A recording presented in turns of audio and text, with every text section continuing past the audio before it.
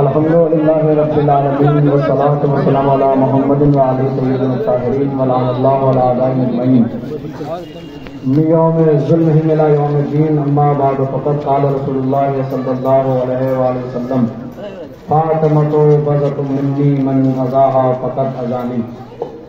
عزاداران جناب سیدہ، اس سے پہلے کہ کچھ آپ حضرات کی خدمت میں عرض کیا جائے، میں تہہ دل سے کامدی کے تمام مومنین کا شکر گزار ہوں کہ آپ نے مجھ جیسے کم علم اور ادنا اور حقیر سے طالب علم کو اتنی محبتوں سے نوازا۔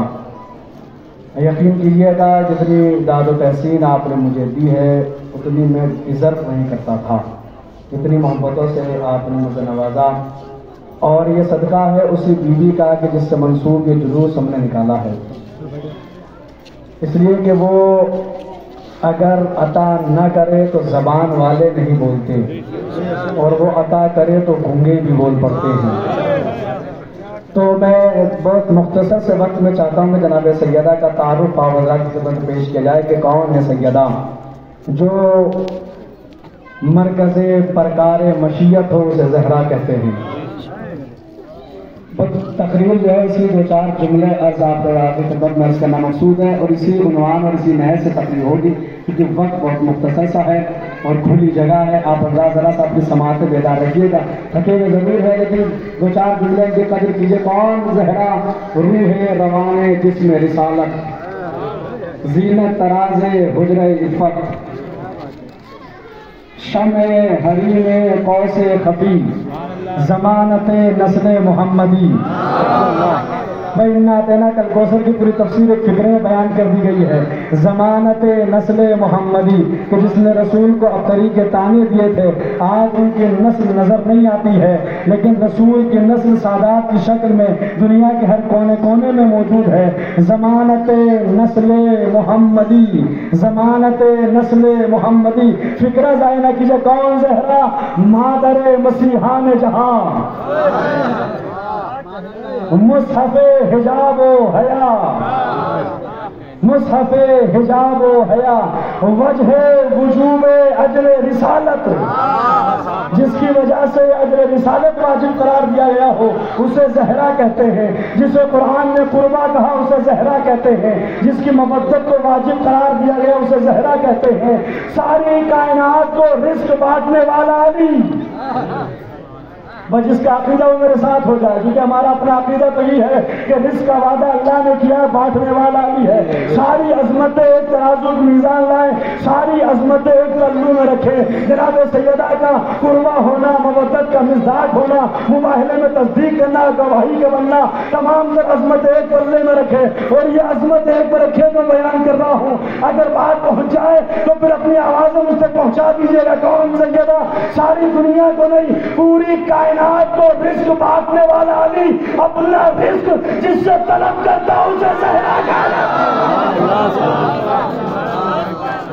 ساری کائنات کو رزق تقسیم کرنے والا علی، جس کی رضا رسول کی رضا ہے، رسول کی رضا اللہ کی رضا ہے۔ جس نے زہرا کو راضی کیا اس نے رسول کو راضی کیا، جس نے زہرا کو غضب نہ کیا اس نے اللہ کو غضب نہ کیا۔ تو اب یہ دعا نہ مانگو کہ اللہ راضی ہو جائے، اب یہ دعا نہ کرو کہ اللہ راضی ہو جائے۔ اگر اللہ کو راضی کرنا ہے تو رسول نے اللہ کی رضا کو زہرا کی رضا میں رکھا ہے۔ اگر زہرا راضی ہوگی تو اللہ راضی ہوگا۔ مقام برگ نہیں ہے کہ پھول راضی ہو، مقام برگ نہیں ہے کہ پھول راضی ہو، وہ خوش نصیب ہے جس سے رسول راضی ہو۔ میں جسے کہو مانوں گا میں رضی اللہ، مگر یہ شرط پہلے بدور راضی، پہلے سیدہ راضی ہو تو پھر رسول راضی ہوں گے، اور اگر رسول راضی ہو تو اللہ راضی ہوگا، کہ جس کے رضا کو اللہ کی رضا قرار دیا گیا ہے۔ ایک فکرہ خالی مجھے آپ کی خدمت میں پیش کرنا ہے، اور وہ اس خطبے کا فکرہ ہے۔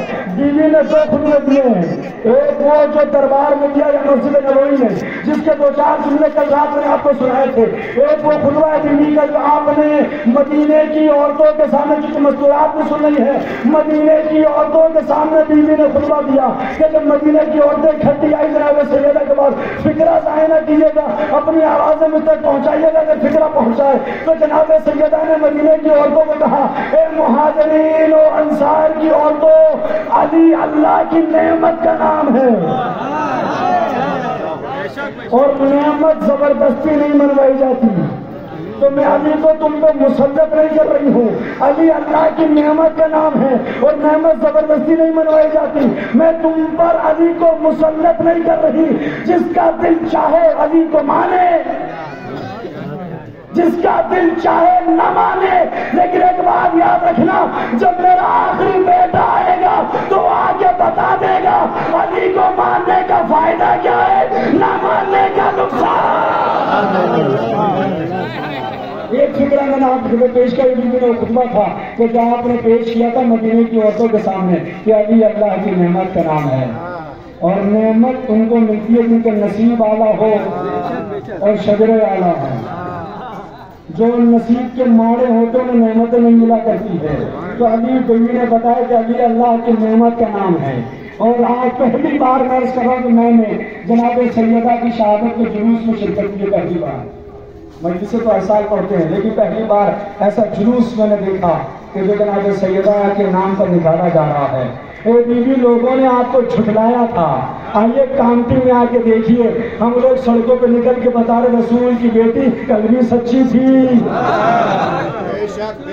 آج بھی سچی ہے، اور رہتی دنیا کا کوئی جھٹلا نہیں سکتا۔ جسے دربار میں جھٹلایا گیا تھا، آج اس کی صداقت کا اعلان سڑکوں پہ کیا جا رہا ہے، آج اس کی سچائی کا اعلان ہاتھوں میں علم لے کے شہر عام پہ کیا جا رہا ہے۔ یہ جلوس فاطمی، یہ جناب سیدہ کا جلوس، جناب سیدہ آپ سب کو جزائے خیر عطا کرے، مولا آپ سب کو سلامت رکھے، آباد و شاد رکھے۔ ہاں ہاں، ہم اور آپ اکٹھا ہوئے کیوں؟ حسین کی ماں کو خدا حافظ کرنے کے لیے۔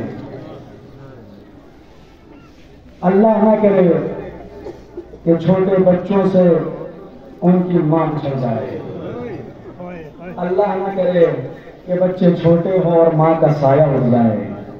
آئیے مدینے میں آ کر دیکھیے، آج ہی کی تاریخ تھی، 11 ہجری تھی، چھوٹے چھوٹے سے بچے ہیں، اور ایک ماں ہے تو جو صرف 18 سال کی ہے اور ہاتھ پہلو پہ رکھے